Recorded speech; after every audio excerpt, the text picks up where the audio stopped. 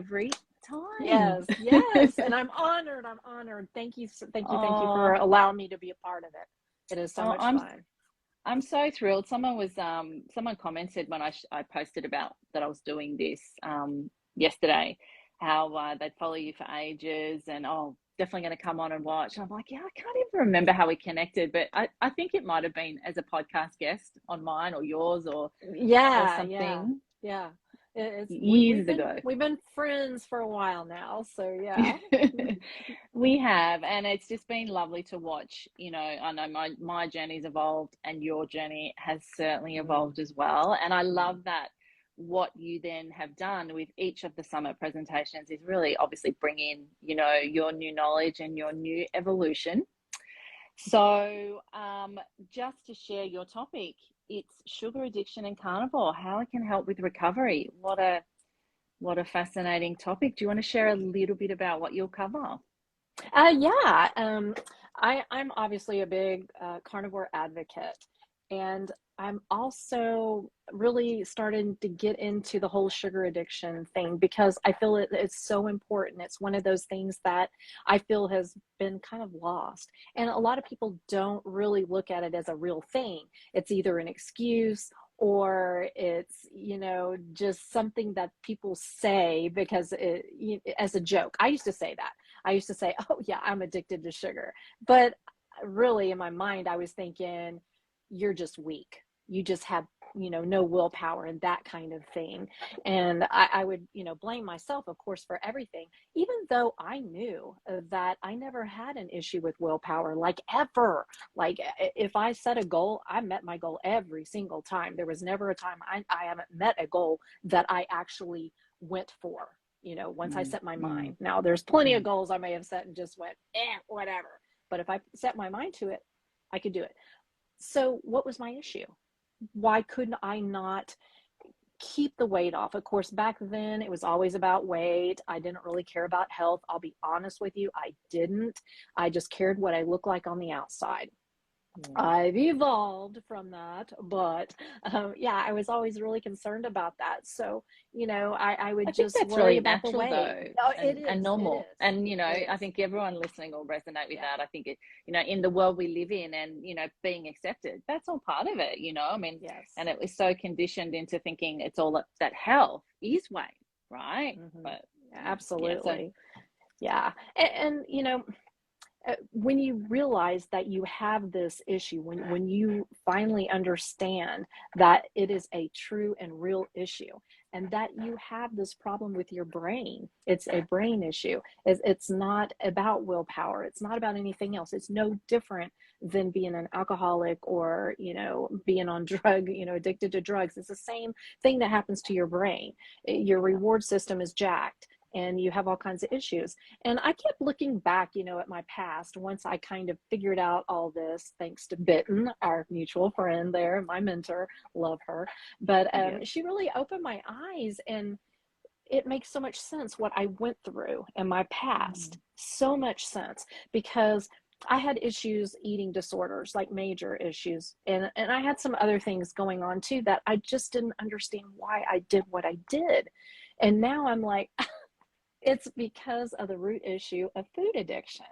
So now I'm kind of obsessed with this because I think people just don't really believe it's a real thing, even medical professionals.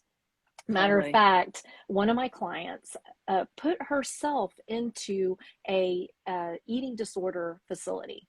I was a little bit nervous about that kind of thing, but she really wanted the therapy part of it. And I talked to one of the dietitians there, and I was telling her, okay, my client has been diagnosed as a pathological sugar addict. Hands down, she is absolutely 100%. And the dietitian actually told me that's not a real thing. Actually told me that. And Yeah. I'm like, wow. And so many of these people who are being treated for eating disorders, the root is really sugar addiction. I'm not saying there's not people who have eating disorders that have absolutely Yeah. nothing to do with that. Yes, absolutely. But so Yeah. much of it has the root of sugar addiction to it. And they're being treated for the wrong thing. My client Yeah. ended up getting kicked out of the center because she would not eat Oreos. I kid you not. Really? Oreos. Oh, Oreos. okay. Because Yeah. their philosophy is you shouldn't deny yourself any Self food whatsoever. anything. Yeah. Anything. And Yeah. they kind of push desserts. And my client was like, I'm willing to, she's a carnivore and she really wanted to be carnivore. The center said yes, she could stay carnivore. That was not true. But they said, she had to eat everything. And she was like, I I I have worked so hard to break this addiction. And I don't want to put that stuff in my body. I've worked too hard. If you want me to eat vegetables, okay, I'll do that. So she wasn't restricting. She just didn't want to eat the processed food. That's Mm, it. mm, And mm, that's not mm. good for anybody. I do not care who you are. It is not good for you, period. It's unhealthy. No. And here's this dietitian trying to force her to eat a dessert. And she said if she didn't eat the Oreo, basically, and she was kicked out. And so we kind of joke now that basically it was because she didn't eat an Oreo. What? See, this is what we're Crazy. dealing with, right? Yeah. And so when you have that Actually, mentality, it's that's right. Because what I think, that just highlights it's this huge problem that we have with this everything in moderation, because yes, it just does not make sense. I mean, would you ever say to an alcoholic, "Oh, you can have your alcohol in moderation, no, or no, your drugs in moderation"? I mean, no. we know with a true addiction, yes, we have harmful use, and I think it's really Mm-hmm, important that people mm-hmm. do understand that spectrum. I Yes. mean, I've had an emotional eating habit. I don't believe I had an addiction. And I think there is the difference. And we need people like you to help people Mm-hmm, mm-hmm. understand the spectrum. But if it's a true 100%. addiction, Mm-hmm. you know, Yeah. how can they ever be getting the real help they need if they're told to eat everything in moderation and continue eating Oreo? I mean, Yep. it is No, mind blowing, isn't it? moderation makes me nuts because Yeah. yes, there are people who can moderate. I call them Yep, I unicorns, agree. but Yeah. they do exist. But Yeah. for a large majority of us, that's not Yeah. really a good thing. Yeah, if you're a 20-year-old little boppy gym person, who works out all the time and young and all of that, you can probably get away with a lot, but it still doesn't mean For a that it's little not doing while. you harm. Right. That's Correct. Yeah. exactly it. And that drives me so nuts. I see it all over. Or they have these, but you can look like this and eat whatever you want. Yeah, okay. I I would know. have Tell someone loved to who's have had type 2 that too. Yeah. diabetic. Yeah, Yeah. yeah, And yeah, yeah. it's just not, it doesn't help people at No, all. no, I really it don't think does it does. not. And then of course you told then you do have an eating disorder if you decide to cut out, Yes. these things that are making you sick. I mean, it just is mind blowing, isn't it? How we've been convinced that we have to be able to eat everything to be considered mentally, stable or healthy or. That's Yeah. that's like peanuts. Okay. Mm, We can argue about is food good or is it bad? I don't care. mm-hmm. Mm-hmm. But a peanut for some people is perfectly fine. For somebody else, it can kill them. So are Mm, you saying that that mm-hmm. person should be able to moderate it? I mean, there's Mm-hmm. there's all kind. Okay, yeah, okay. Sugar addiction doesn't kill you on the spot, but Slowly. it is contributing to Yeah. many more deaths than any other addiction combined. Yeah. It's not in your face. You don't really realize it because it's what I consider to be a slow poison. It Yeah. happens over time and you don't really correlate it to that. And, once you figure this all out and you look back and you're like, whoa, this thing is big. And if I would have known back then what I know now, wow, wow, wow, my life would be different. Because this Yeah. whole moderation thing I tried for 40 years of my life Yeah. that made me so miserable and so hating myself, hating my body because it Mm. didn't do what it was supposed to do, following the guidelines, doing what I was Mm-hmm. supposed to do according to everybody else, and then having this continually happen for that long. I mean, it's just an awful thing. But I Yeah, it's feel that awful. we really need to talk more about this. And Hmm. also, I have found with many of my clients and other people that carnivore and keto too, but carnivore especially is so good in helping with that. Now, granted, that is a small piece of the puzzle, but it's an important piece because Hmm. when you're trying to recover from any addiction, the first thing you have to do is what? Get rid of the drug. What a concept, right? And the same thing holds true for food. It's like, duh. Mm. You know, if you have a trigger food, I'm sorry, that food is bad for you. It doesn't necessarily mean that food is bad. It's bad for you. The same Mm. client that I was just talking about, she gets triggered by grapes.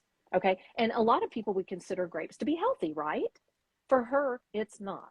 It's not. Mm. Okay. We know a little bit different, We but know. well, I know I what know. you're thinking. I know you're, but we won't even get into that because No, yeah, no, no, okay. But no. whatever. I mean, some people do consider that to be healthy. I used to love grapes. I ain't gonna lie, but it can be harmful to certain people, and that Yeah, makes that food bad for that person. Okay, yeah. I'm sorry. I know. Come at me. That's fine. But just like a peanut could be bad for one person, doesn't mean the Mhm. peanut's bad. It's just bad for that person. And this moderation thing, it has got to go for Mm. everybody being able to do that is what I mean. I mean, there are people who can't do it. That's all great. Yay for you. But you know, with 93% of us being metabolically not okay, unhealthy, Yeah, that's so true. I really know. we Something's be got to pushing change. moderation? Should we be pushing Exactly. moderation? I No. don't know, you know. Tell me, Amber, when you found Bitten, and I suppose that was for you the real turning point. What did Mhm. it actually feel like for you to realize, you know, it was an illness and it wasn't your fault? You know, can you talk us through a little bit about, I suppose, Yeah, was it a yeah. relief? Yes, it was one of those. It was eye-opening for me because, you know, I teased about it, like I said, but I think deep down, I still kind of felt like there was something just wrong with me that I just, you know, it was my willpower. It was whatever. I just wasn't strong enough. And to hear that, to understand that, I was relieved. I was a little bit relieved, and my eyes were so open. And that's why when I look back at some of these things that I didn't understand why I did those things, and you know, some of the stuff I hated myself for, but I didn't understand what I was doing. I was Yeah. basically self-medicating. I was trying to control my addiction. And when I didn't get that same dopamine hit from whatever, you know, at the time, whether it was caffeine or the sugar or whatever was going on, I flipped around on multiple addictions. Um, no drugs. I actually didn't. I'm surprised, but I was never exposed to it. So I'm glad because I don't know what would have happened to me with my addictive brain. Mm. But yeah, so I forgot where I was going now. Woo. Just that what you felt Oh, when the you relief. Yes, finally, yes, yeah. yes, the relief. Yes. And to be able to put all the pieces of the puzzle together and to know that I'm not broken. I'm not bad. I don't have a character flaw. I mean, okay, oh, I'm sure I have some character flaws, I think but we've I'm all got talking some, about but in you know, this, you yeah, know? I And know. so it was a relief, and it just really opened my eyes, and it was so educational, and it was kind of mind-blowing at the same time. But it just made me so passionate because if I can help somebody see that now instead of 40 years, like what it took for me to get to this point, oh my goodness, you know, I Why swear we wouldn't could we? change the world between that and a proper diet, you know, carnivore, keto, whatever, low carb. Okay, we'll just say low carb.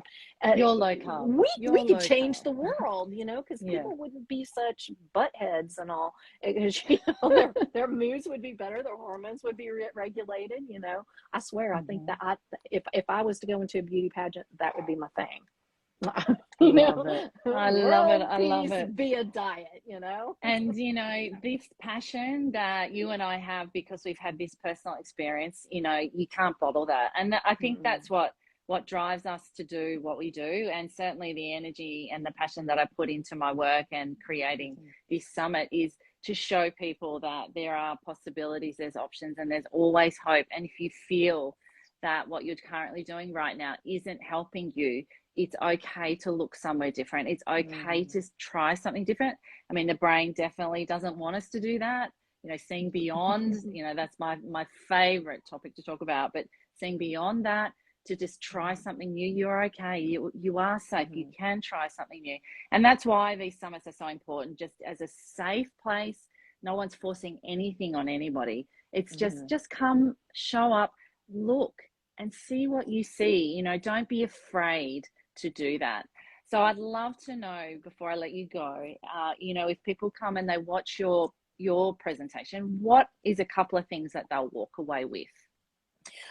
Understanding sugar addiction a little better, understanding the signs, and understanding what you need to do for the recovery part of food addiction. And there's multiple parts of it, which I will talk a little bit about that, but I'm going to mainly focus on the diet aspect of it, because that's the big first step, you know, ridding yourself of the drug. And I just find that the carnivore diet works extremely well. And I will talk about that and why I feel that's a good place. Now, I'm not saying everybody needs to stay carnivore for the rest of their lives. No, but while you're going through this, you're trying to rid your body of the, you know, drug of choice, whatever that may be, the food, whatever, and you need to have a diet that gets rid of that, at least enough to where you can get the control. And you know, maybe you can add back in, you know, the vegetables or whatever. You know, vegetables usually don't, there's not a big issue with, you know, addiction when it comes to that. I mean, how many people have you Addicted to broccoli? I was about to say that too. You just don't really hear that.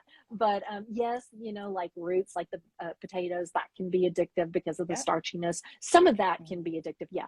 But there are some plants you can add back in. So I'm not by any means saying that everybody has to be carnivore if you're, you know, addicted to sugar. Not saying it's the only way or way to heal, but it certainly did help you, and you've seen it help many. And again, it's an option, right? Exactly. That's exactly it. And it can be temporary, you know, for the first 30, 60, 90 days, whatever, till you, you know, get a grip on things. So yes, and I have just found great success with that. So that's why I wanted to kind of throw that out there, because number one, carnivore's just kind of getting out there more, you know, and people are a little bit more open to it. And I think they need to see that this could really help them. Now, again, there's more to it than just the diet change. There's much more to you know, recovery and food addiction, but that's what I'm going to focus on. Brilliant. So we've got, so you're talking about that, which is fantastic. So Bitten and Annika are just sharing incredible insights. They've done a chat together where they've talked about their own personal experience, and then, you know, that's just another layer. Yes. And then we actually have another talk looking at processed foods and why they're so addictive. So again, see this knowledge, you know, this knowledge, I bring it back to this all the time. If you don't know, you can't do any different. Exactly. Any differently. So, you know, getting the knowledge is just going, it really, really helps you when you are looking to make a change, because, you know, as we know, you know, you're going to come across so many people that are going to keep telling you the old stuff. You know, this is the old belief. This is what I think. And when you really understand why you're doing what you're doing, you just go, yeah, okay. It doesn't affect you anymore. And I think that's just such an important part of taking control of your health. And absolutely. I love you so much. I'm so glad we connected. I'm so glad you're sharing you too, Tracy. what you're sharing. Obviously, if anyone wants to sign up, just to tell you, it's run over 3 days. It starts next Friday, the 19th. You can sign up for free. The only thing with the free is that each day is only available for 24 hours and then it's gone. If people do decide to purchase it, early bird price is $49 Australian. Now, if you convert that to US, I think that's like $2 or something stupid. It's not much at all. And you then get 3 years to access all the videos. Plus, you get the added benefit of the past presentations. So, Amber, you've done 2 others. So, people who pay will get that.